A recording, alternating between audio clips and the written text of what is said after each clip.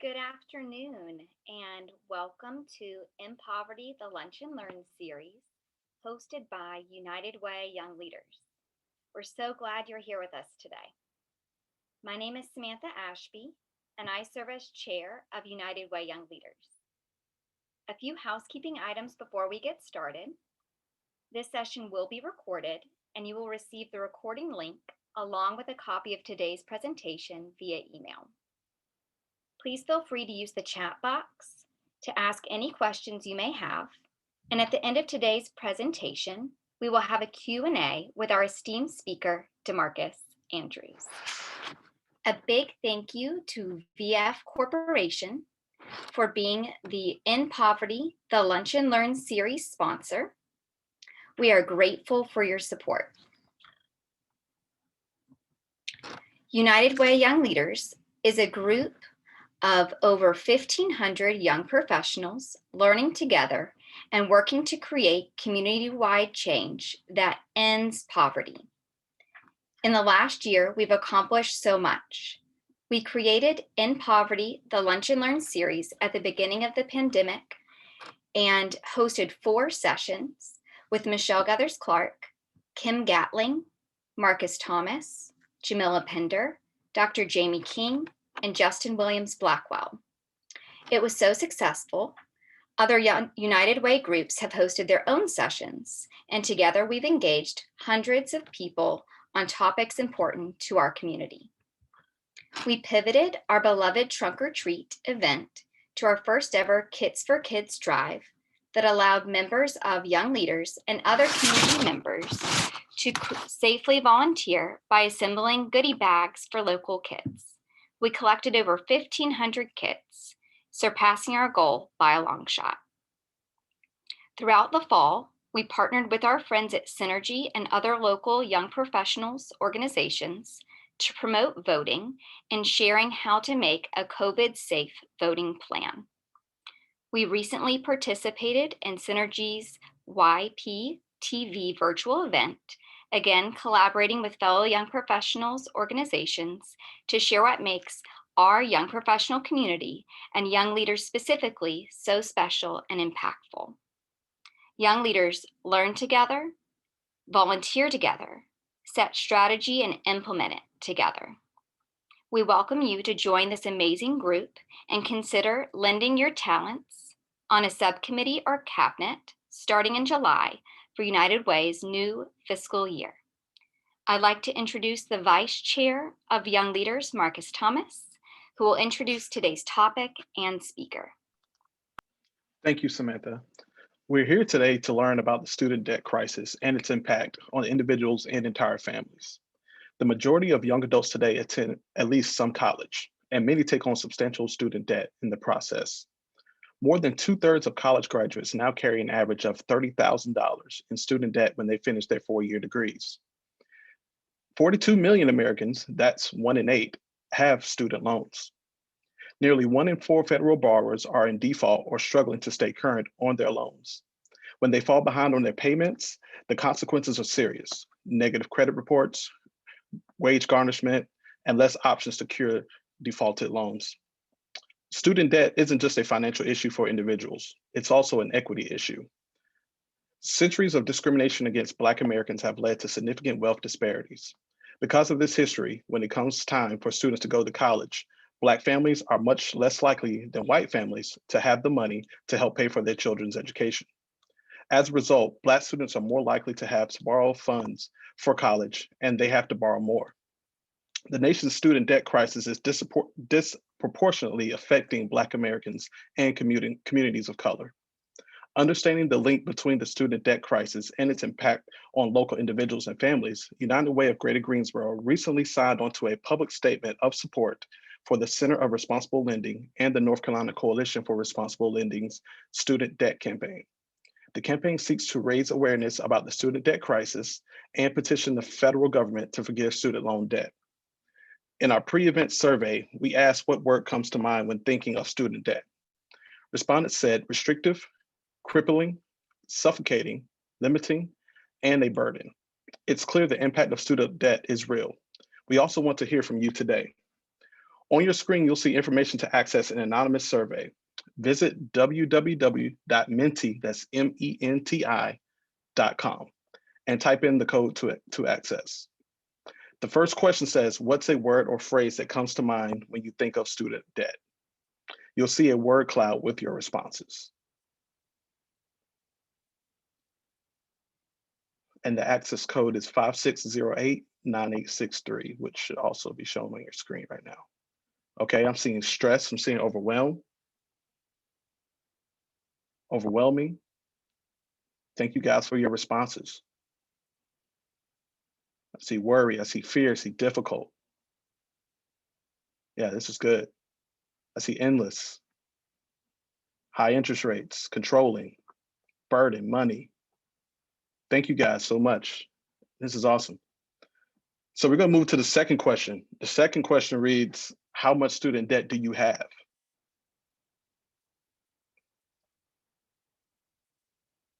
And remember, this is all anonymous. See 20,000, 40,000, 3 people with 40 plus thousand, 1 person with 20,000, 1 person with between 20 and 40,000, 2 people with 0. Okay. All right. Awesome. Thank you. So we see, there's varying amounts of student loan debt amongst those who are on this call today. And so with that, we thank you guys for your feedback.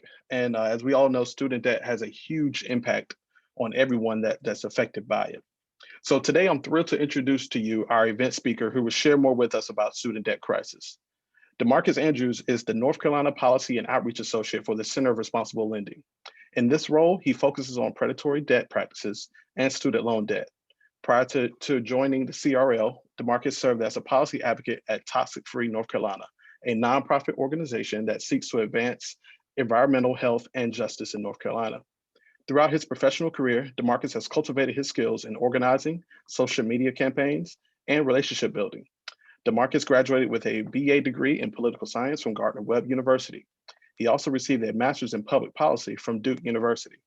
Please join us in welcoming DeMarcus Andrews. All righty. So good afternoon, everyone, and thank you for the introduction, Marcus. It's always great to be introduced by a person who shares the same name as you. So I really appreciate that. And I really appreciate the opportunity to speak with you all today about the student loan debt crisis in North Carolina. In my opinion, this is the crisis of our generation. So let's jump right into it. Next slide. And first, I'll give you just a little background just about myself. So I am DeMarcus Andrews, and I'm the Policy and Outreach Associate for the Center for Responsible Lending. And at CRL, we work to ensure a fair and inclusive financial marketplace for all credit-worthy borrowers, regardless of their income. And so this is it seems lengthy, but I promise I'll get you out of here early. But I do want to, give kind of broadly speaking about, the national debt crisis. I'll get into a little bit of the disproportionate impact of student loans. And then we'll dig a little deeper into kind of the North Carolina debt crisis and what communities are hit the hardest. We'll then get into, hold on 1 second.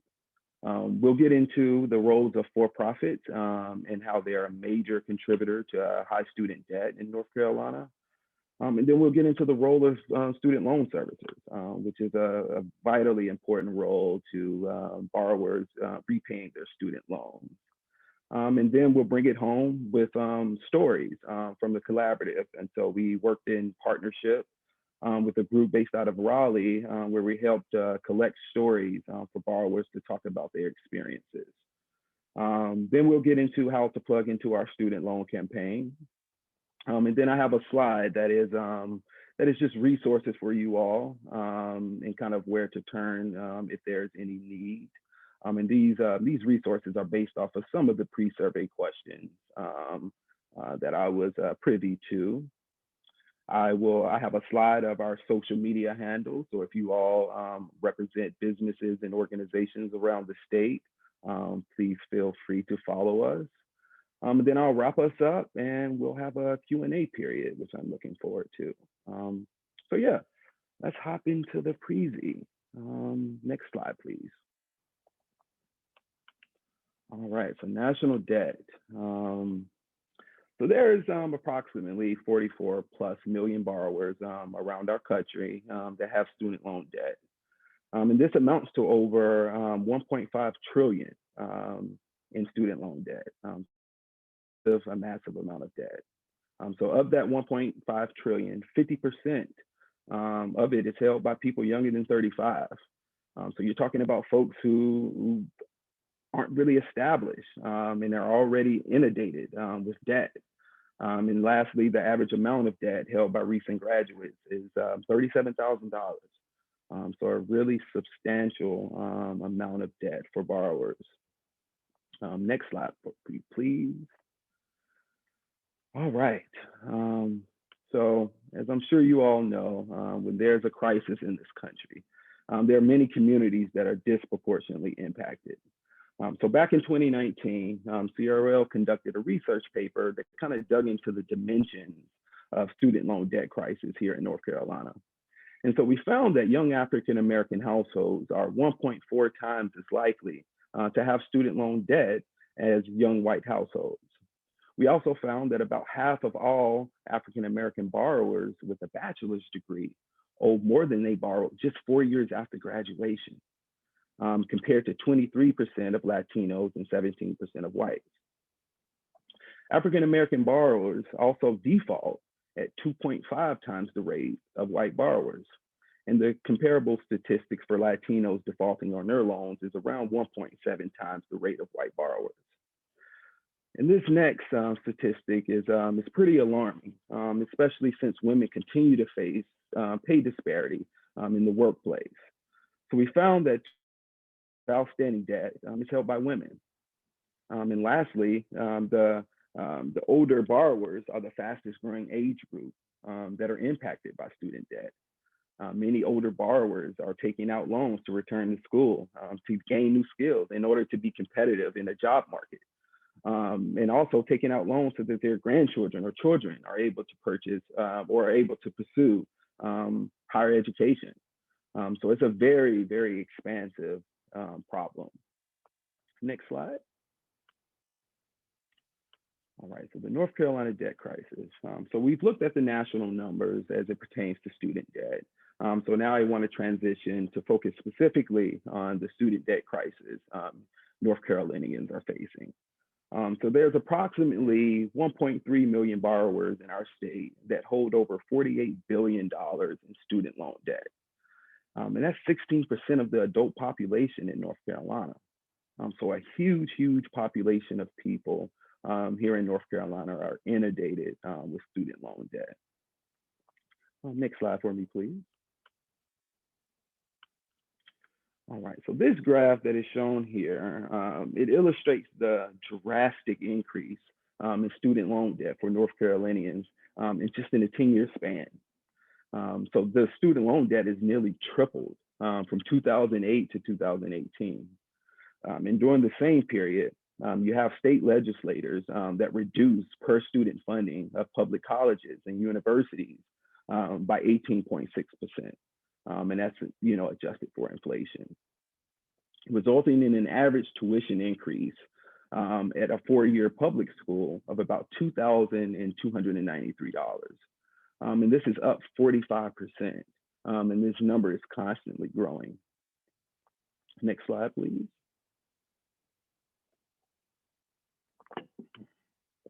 All right, so communities hit the hardest.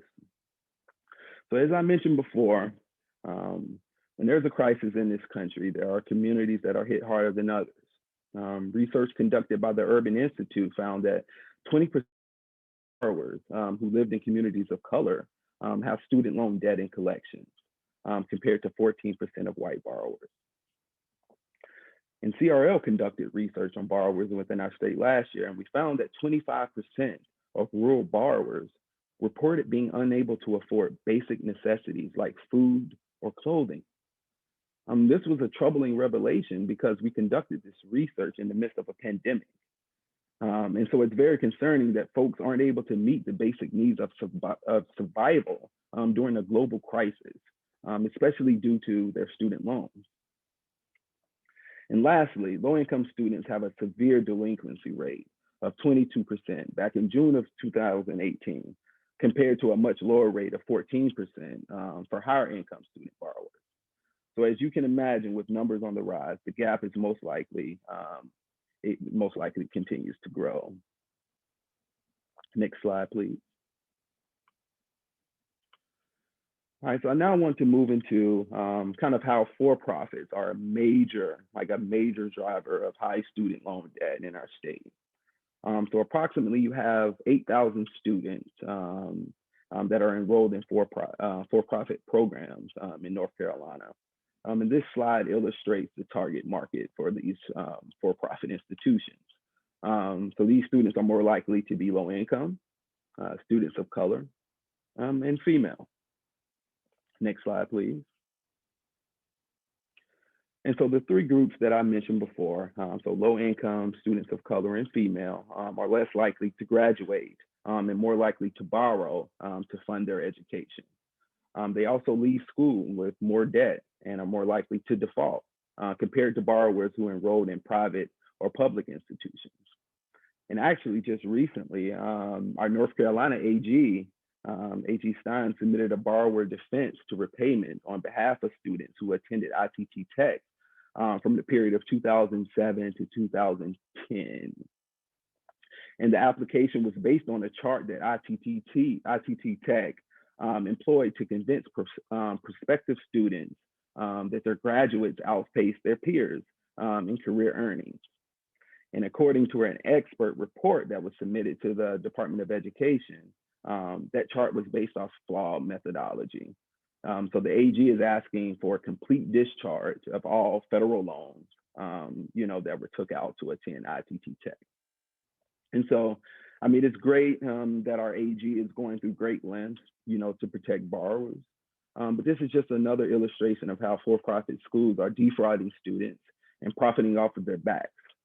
And the target of these schemes, like I said, are usually from low-income backgrounds, students of color, and female.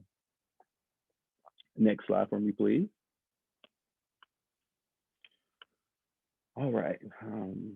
So the next topic that I'd like to discuss is the role student loan servicers play in driving high student loan debt in our state. So the statement you see on this slide is from the CEO of Navient, which is one of the many organizations that service loans within our state. So he stated that there is no expectation that the servicer will act in the interest of the consumer. And so this, in my opinion, illustrates how most, if not all, loan services operate. So Navient added about $4 billion to outstanding student loan debt for its failure to put borrowers into repayment plans that were optimal, to increase their chances of paying back their loans, discharging veteran loans, applying payments correctly, or removing eligible co-signers from loans. So in 2017, the Consumer Financial Protection Bureau, also known as the CFPB, in several states sued for these particular actions. Next slide for me, please. And so, as you can imagine, based off of the previous slide, with Navient CEO saying that the servicer will not act in the interest of the consumer, that they participate in abusive / deceptive practices that add to the already burdensome debt load for borrowers. So many borrowers have complained of their servicers misapplying payments that could result in the borrower defaulting on their loans, which have massive consequences. Borrowers have also complained of servicers providing inaccurate information to credit bureaus and failing to enroll them in income-driven repayment plans for which they qualify.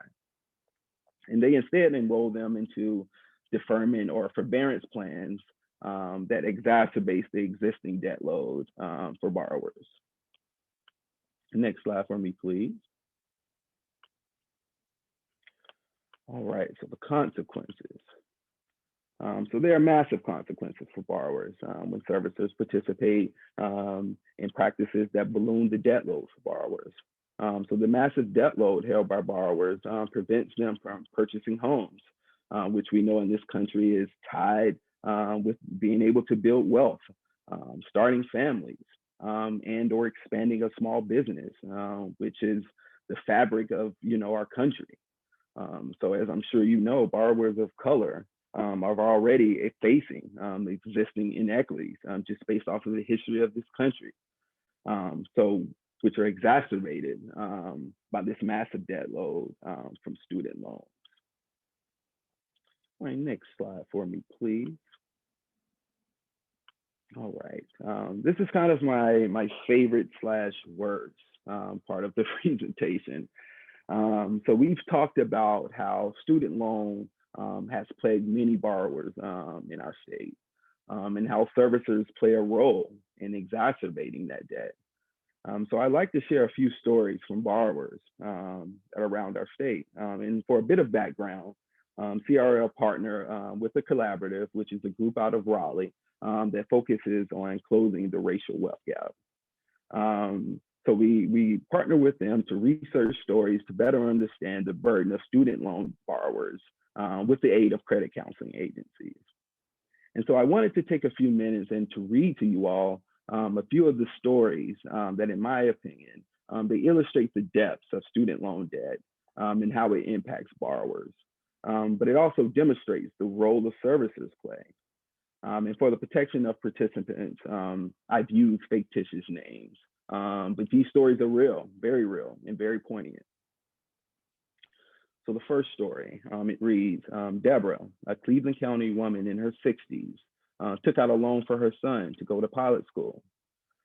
Deborah and her husband now owe over $75,000 in student loans. Deborah's husband planned to retire in 2020, which reduced their household income. Deborah and her husband requested a payoff loan quote from their servicer over 2 months ago and have not received a response. The lack of communication from their servicer impacted their ability to plan for retirement.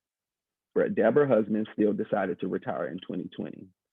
Deborah must delay her own plans to retire for another decade. Her son received his license and has been assisting his parents with the loan payments. So again, this illustrates this story of the older generation taking out loans for their children to go to school. And this is now pushing her retirement date back. And so there are consequences, not just for the younger borrowers, but for our older ones as well. And so the second story reads, Trish, an Iredell County woman, has over $50,000 in student loan debt. She was laid off 2 years ago and tried to arrange a payment plan with her servicer. She had multiple calls with her loan servicer to confirm a new payment plan.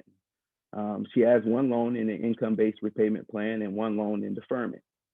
Trish has a student loan with private loan servicer that would not work with her at all, that is in collections.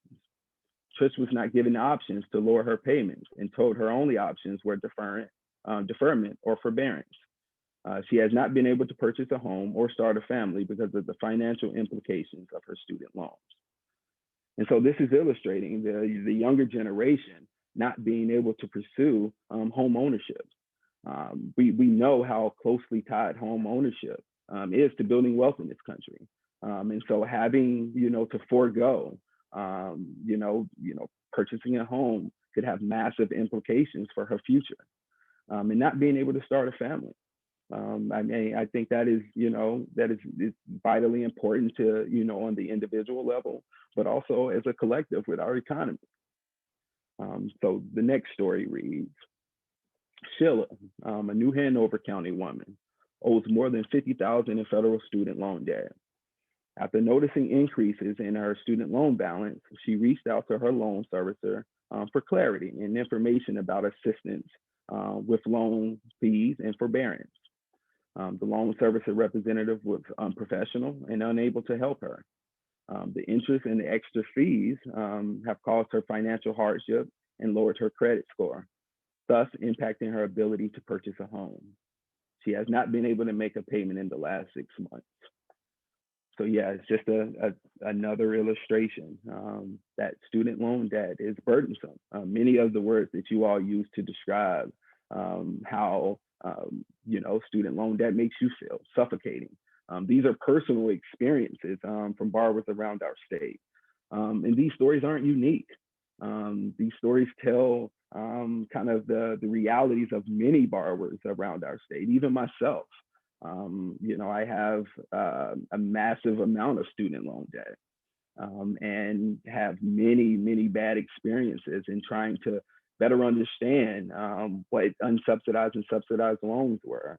What type of repayment plans do I have? And so these were all questions and concerns that I had that, some servicers weren't able to enlighten me on. And so it was a really long process in trying to get on the path of repayment.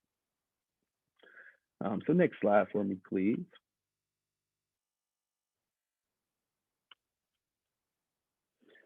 Okay, so CRL has been circulating a public statement of support that is asking our legislators for a bill that provides recourse for borrowers if servicers engage in abusive behaviors. So if you represent an organization or a business, we would love for you to sign on in support.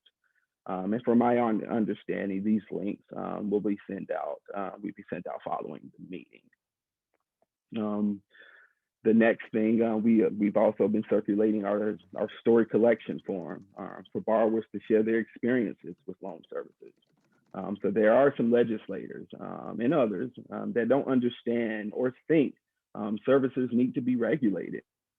We need stories like the ones I shared earlier to illustrate the impact of servicing and how it's driving the high debt here in North Carolina. And lastly, join our NC Coalition for Responsible Lending. We meet on a quarterly basis. Our next meeting is on June 2nd at 10 a.m. And the coalition is made up of organizations and individuals that are very passionate about economic justice issues. And so I hope to see, some of your faces at our next meeting. All right, next slide. All right, so many of you submitted some pre-survey questions, and since I don't have the expertise to give out any legal or financial advice, because most of my work has been specific to policy and building up support for economic justice issues within the state, I wanted to provide some links to resources that are super, super helpful. And like I said, I think from my understanding, they'll be emailed following this meeting. Next slide. And yes, this is just another collection of resources that are direct links for you all, so it'll take you directly to the information that is needed. Next slide for me, please. All right, and if you all are on Facebook and Twitter, please give us a follow. We share the latest research on our economic justice issues. And we also share just various ways for the public to just plug into this work. So these are our handles. Next slide for me, please. All right, so that is it from me. I really appreciate the opportunity to speak with you all about student loan debt and how it impacts borrowers in our state. And I look forward to answering as many questions as I can. Thank you. Thank you so much, DeMarcus. I certainly learned a lot from your presentation. I had no idea that 50% of loan debt is held by people younger than 35. And I think that's all debt, right? Not just student loan debt. Okay, that's what was shocking to me. Is I think that shows how much of the student loan debt is so high, because people older than 35, they have houses, they have these other things too accumulating, but that people younger than 35 account for 50% of nation's debt. That's huge. So we're going to have the opportunity for you to ask some questions with our presenter. Some have already been submitted through the chat, and I'm going to go through those. And just remember that you can also feel free, like, to unmute yourself, however you feel comfortable asking a question. We will get this discussion going. Let's go back up to the top. There were some conversations happening where people were offering some information to each other as well. Let's see. Any thoughts on public service loan forgiveness, conceptually and or practically? It seemed difficult to navigate through looking at it right now. It looks like it might be at least a more user-friendly application. Well, I can tell you this. There was actually just a recent report that came out about the from the National Consumer Law Center. So first, I think, you're right. It's a very important track, for folks to be able to pay off of their student loans and also devote some of their life to public service. But they estimated literally that approximately 2 million student loan borrowers have been in repayment for more than 20 years. And just 32 borrowers, 32 out of the 2 million that have been on track and paying 20 years on their loans have ever qualified for loan cancellation through the federal government's repayment plan of public service loan forgiveness. So it's definitely something that is useful if it's used, and folks are and have been applying for it, and they find out after they've paid 20 years or whatever amount of time that they have been paying that they don't qualify, and so they've taken jobs that are underpaying for their skill set in order to get those loans forgiven, and then they found out that for colleagues who entered the job market with them take on private, institution jobs and were able to get high paying jobs. And now it sets you back, 10 plus years on trying to build and make up that wealth. So it hasn't worked as it intended, but there's a lot of room for growth, which is, I guess, an opportunity for us. Wow, that's pretty extreme. So 2 million in the application process, 32 have actually seen it through. And like you said, these people they're doing public service jobs. Their potential income is much higher, but they've spent a lot of time. That's a lot of loss of income and wealth for their livelihood. So someone, let's see, referenced a support group for people who are going through the public service loan forgiveness on Facebook that I think was helpful to point out that that's there. So people going through a similar situation, probably finding out a lot of information through other people going through the same things. Absolutely. Like I said in the presentation, this problem isn't unique. It's folks all over our country that are experiencing the same problem. And it's one of the reasons why we have such a strong bipartisan bill, is that it touches everyone, even if it may not touch you as an individual. It touches someone you know. And I think you can look at the numbers and see how expansive this problem is. And that's why I really believe that this is the crisis of our generation. Yes. Let's see, there's another question. How are you hearing COVID has impacted borrowers around the state? Has the pause on payments had any unintended consequences, positive or negative? Yeah, so what we're hearing is that, because we conducted a research project, throughout the course of the pandemic last year. And folks, we knew that, couldn't deal with, the student loan payments before, COVID hit.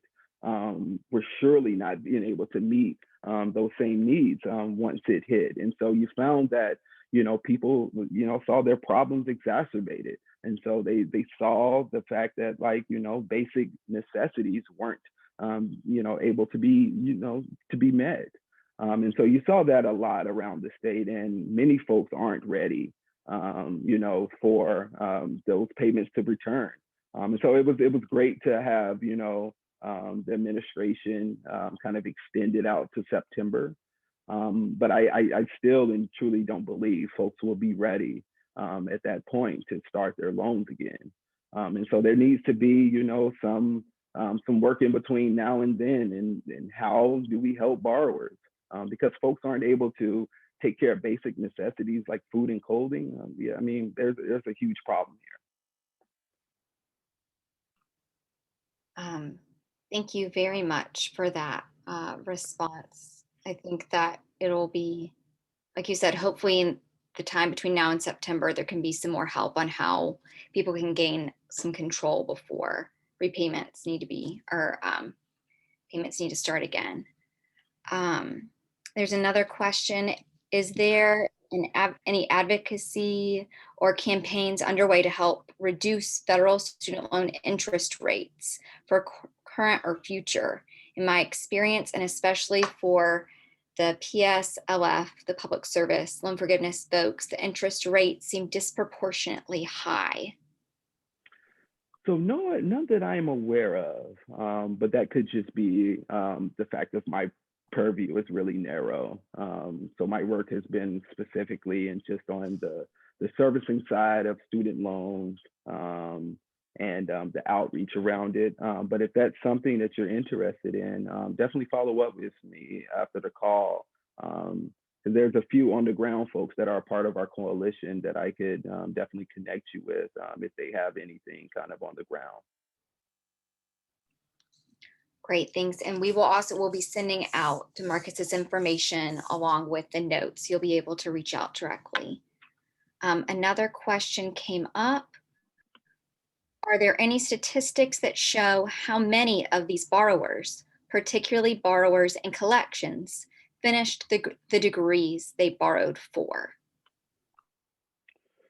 None that I have, but like I said, we have an entire research team. And so that's something that if that's a question that you're interested in, I can definitely bring that question to them.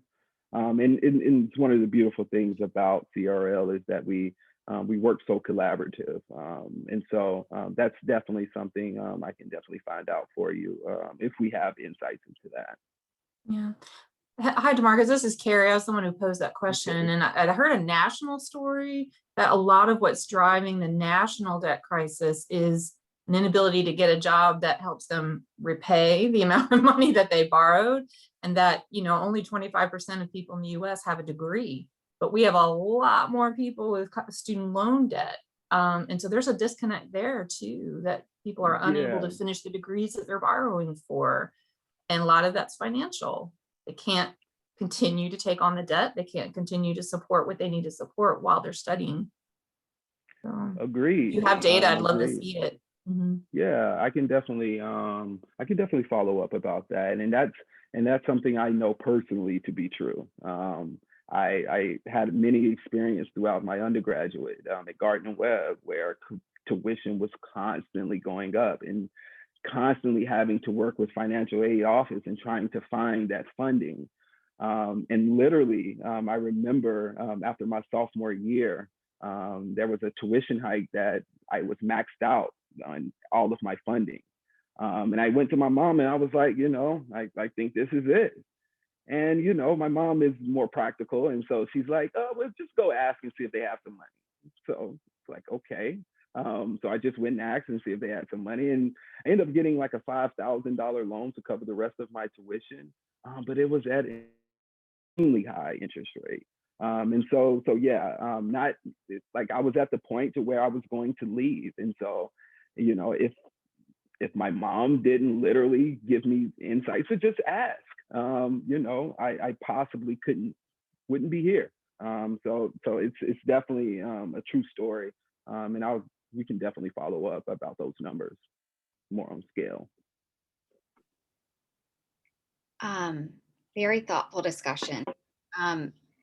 There is a question that came up. It says, we have someone in Big Brothers Big Sisters graduating in the fall with college debt.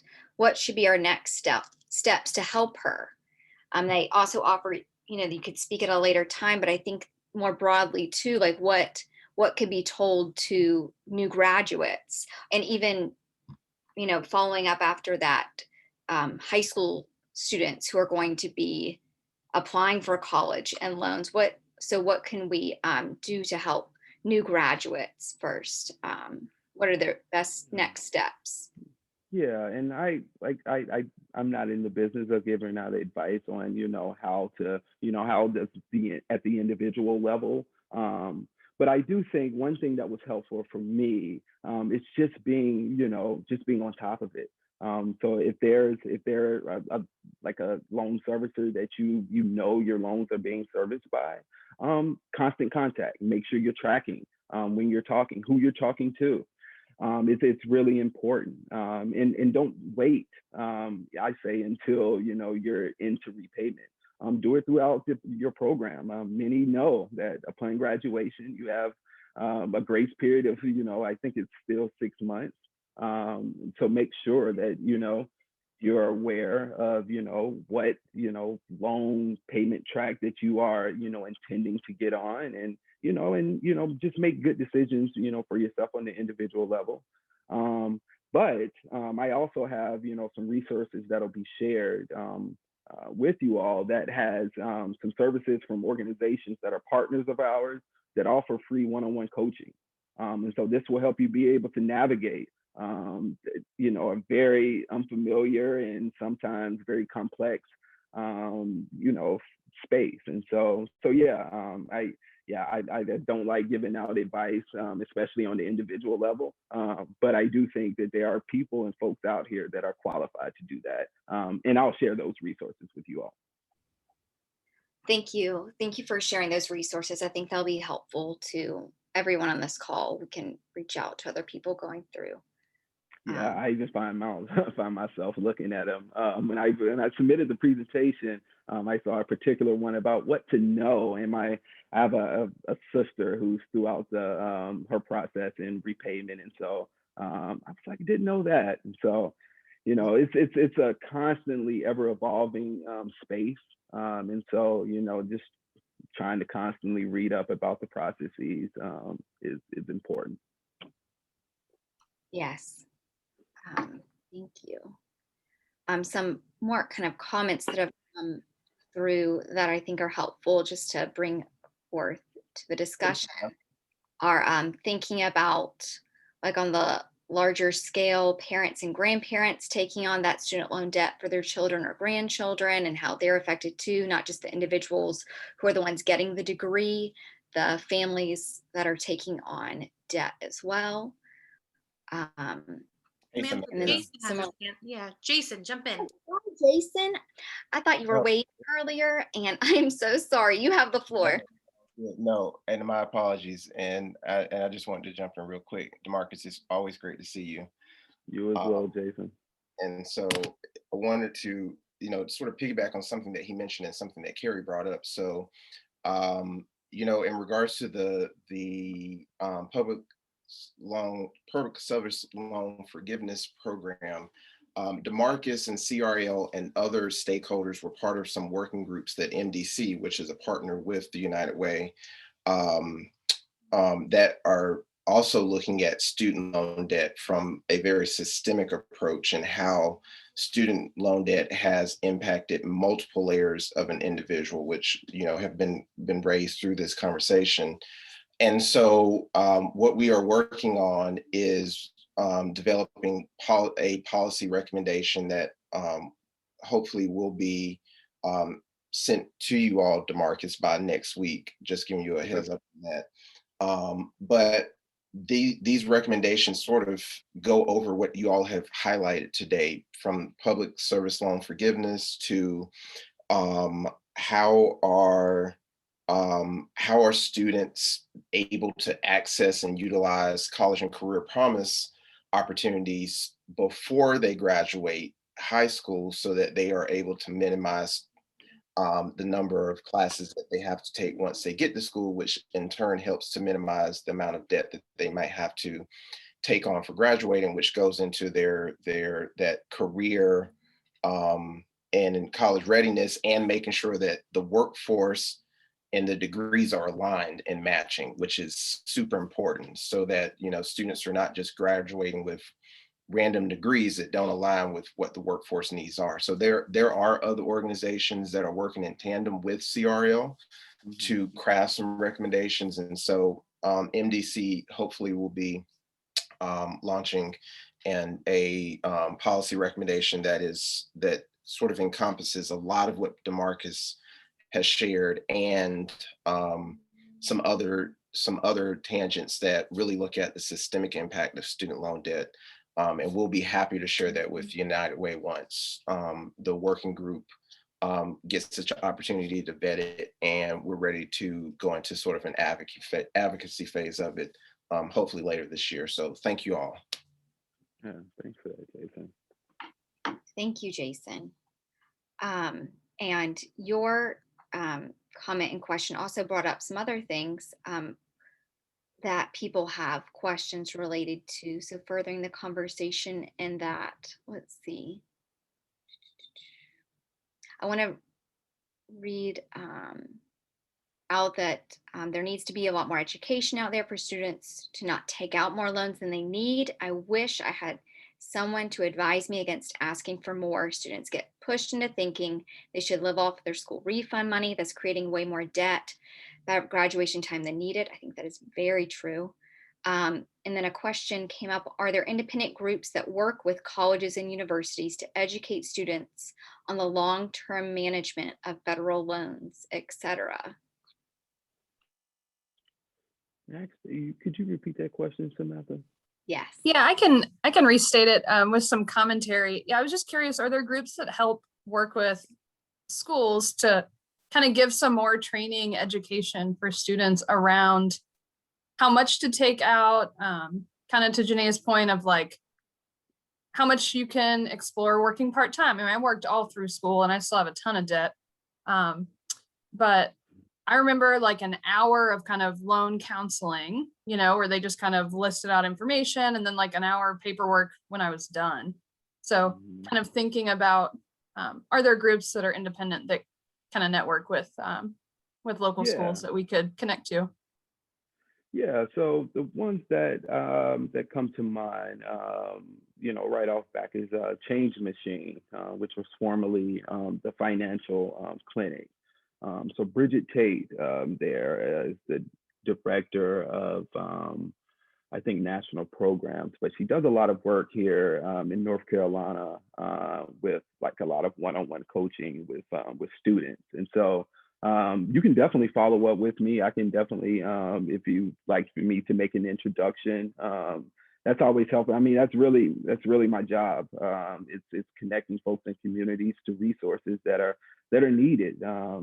Because I mean, it's hard to manage these things, you know, by yourself. And there's so many groups and folks that are working on these things around the state, and many of them are a part of the coalition. And that's one of the reasons why I invite you all to, you know, come and be a part of those conversations and to bring, you know, these questions into the space, and where you have experts there that'll be able to, you know, help you navigate those, you know, those answers to those questions.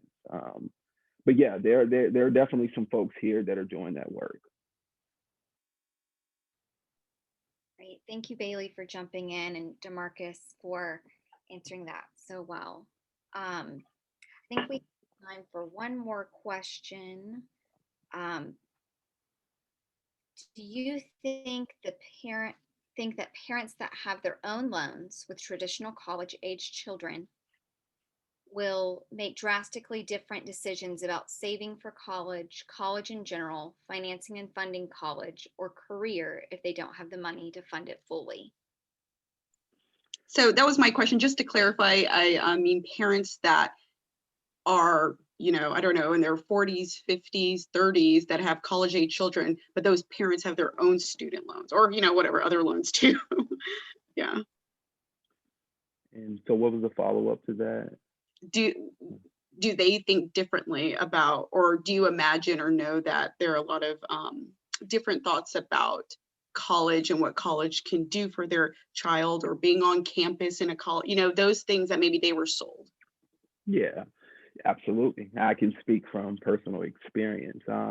there are things that, I'll do, a bit differently. And you expect as generations move along that they know a bit more. You expect that, parents who have experienced college education and the many experiences that come along with that they'll confide in their children and, give them a strategy that will set them up for, success. And so I think about my experiences, and some of them were not as great, but I've learned.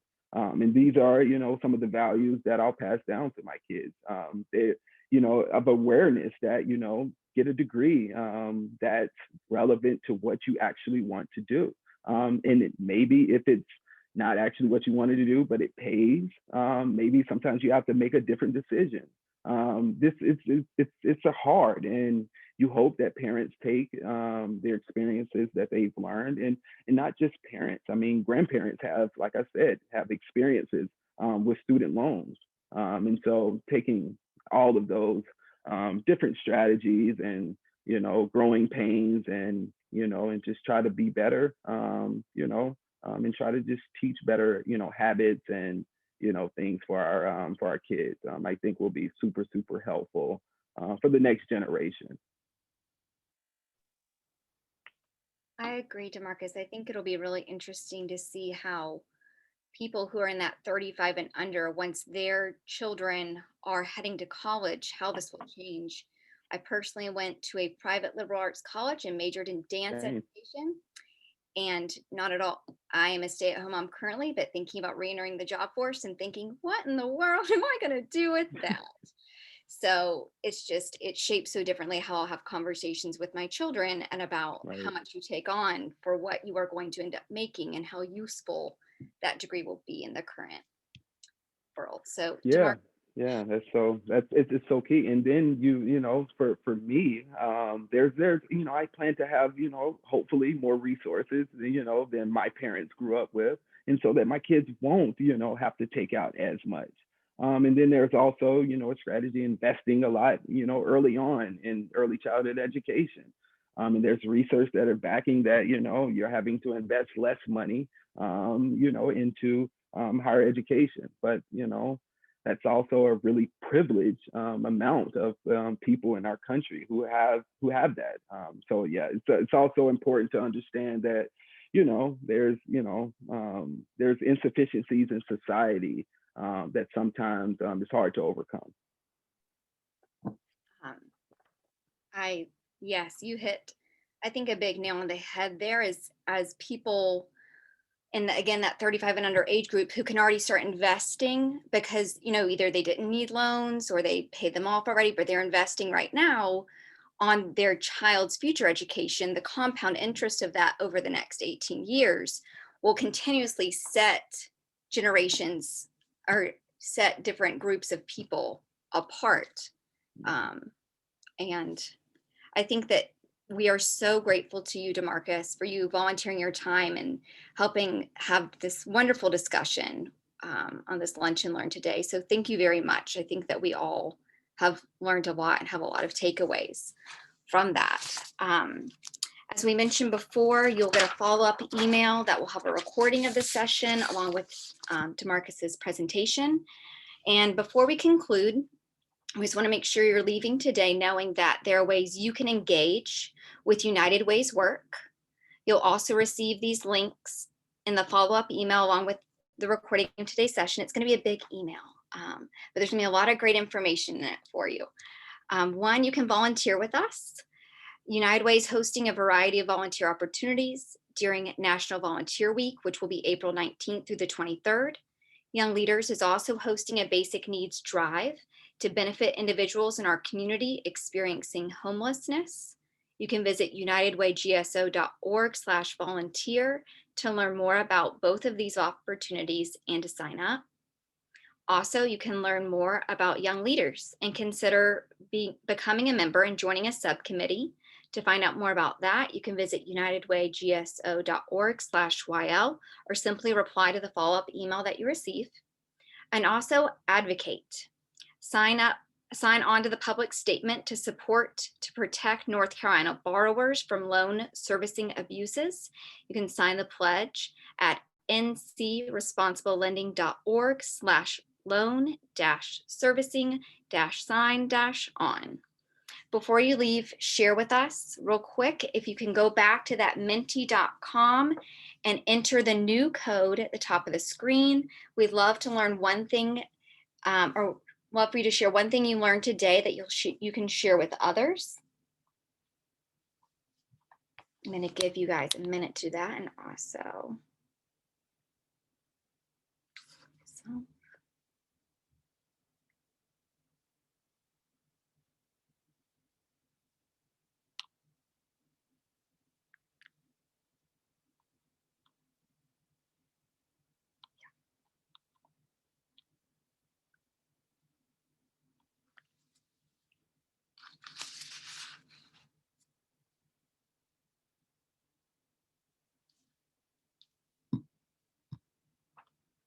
As you can see on the screen, things people are learning are women carry so much debt, that support does exist. Older adults are also impacted, and learning about loan advocacy in North Carolina. These are great takeaways. Please be sure to share what you've learned with at least 3 people today. People can get involved to help. Advocacy is needed. Thank you for joining us. I'm going to let this play on the screen for just another few minutes so your idea or your takeaways can keep appearing. Thank you so much to DeMarcus. Let's all give him a virtual clapping and round of applause.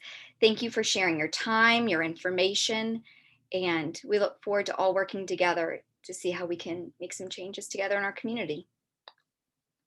Have a great day and stay safe.